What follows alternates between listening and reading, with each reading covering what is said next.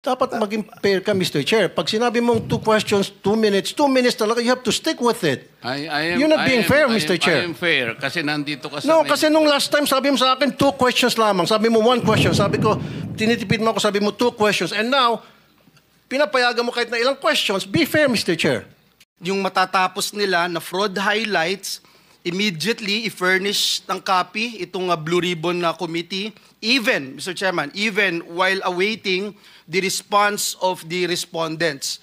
And also, once they responded, Mr. Chairman, we'd also like to subpoena the copies of the responses of the respondents as soon as they are submitted to COA. I so move, Mr. Chair.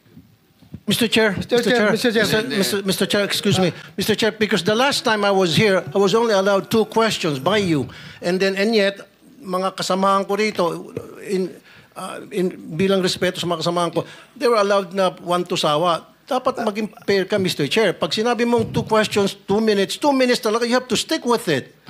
You're not being fair, Mr. Chair. I am fair kasi nandito ka sa... No, kasi nung last time, sabi mo sa akin, 2 questions lamang. Sabi mo 1 question. Sabi ko, tinitipid mo ako, sabi mo 2 questions. And now, pinapayagan mo kahit na ilang questions. Be fair, Mr. Chair.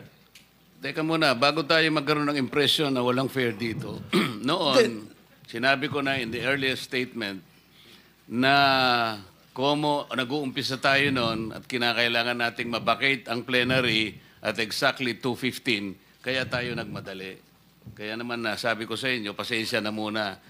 Ngayon, sa dami ng gustong magtanong, kaya binigyan natin ng tigpa 5 minutes ngayon.